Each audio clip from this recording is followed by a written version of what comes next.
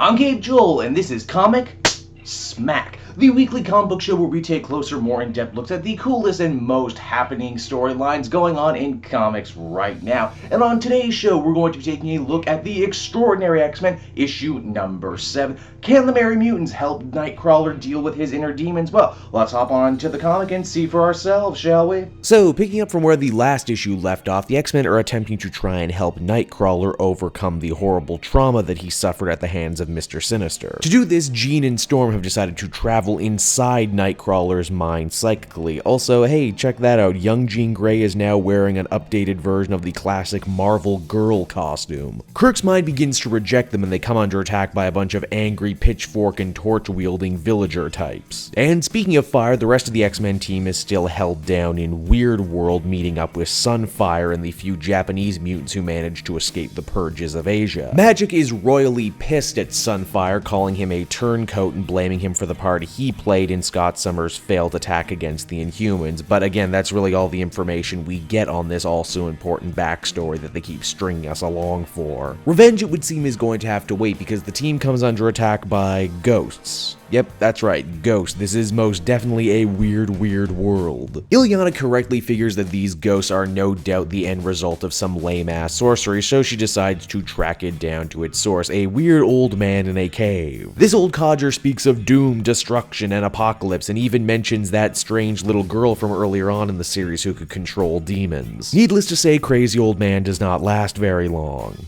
Things continue to get very Inception-y inside the mind of Nightcrawler as our heroes need to go deeper to get to the source of his trauma. It would seem during the early days of the Mpox outbreaks in Europe, a bunch of roughneck a-holes rounded up mutants to be executed in the woods. Nightcrawler was able to save them, saying that the mutants of Germany are now under his protection, but to his shock and horror, he came all too late as he finds a shallow grave filled to bursting with mutants. So what you're telling me is the Blue Elf's catatonic state had absolutely nothing to do with the horrible experiments Mr. Sinister had done to him or cutting off his tail. It was just because he saw a thing that made him upset. Either way, as the comic ends, Jean comforts Kurt, saying that the X-Men are back together now, so tragedies like this will be avoided in the future. Extraordinary X-Men number 7 was honestly a bit of a lackluster conclusion to this two-parter. Nightcrawler's story gets wrapped up quickly and rather easily. The stuff with Sunfire, the much more interesting stuff, gets kind of swept under the rug. Heck, the rest of the X-Men team just kind of comes back from Weird World in between panels with no problems whatsoever had between there and here. It's not that it's bad or anything, it's just that it's really unexceptional. I get the feeling that this was originally meant to be one story, but got cut into two and stretched out to help fill time until the next X-Men event. At the end of the day, however, I would feel comfortable giving this one a 6 out of 10. Speaking of which, the next X-Men comic book event, Apocalypse Wars, will be coming very soon and will be crossing over all the main X-Men titles. So to get yourself up to speed, if you haven't already, why not go pick up the first trade of Extraordinary X-Men? And if you're looking for the best deal, why not try Book Depository? No BS, they are my favorite site to buy trade paperbacks off of, mainly because, well, free shipping worldwide. Isn't that amazing? And if you use this link right here in the description, not only will you be getting yourself a great comic, but you'll be helping me continue to bring you great videos like this. Everybody wins. Hey everyone, thanks so much for watching my newest video. I hope you enjoyed it, and I hope you'll feel like checking out some more videos I have on offer here at Cape Joel.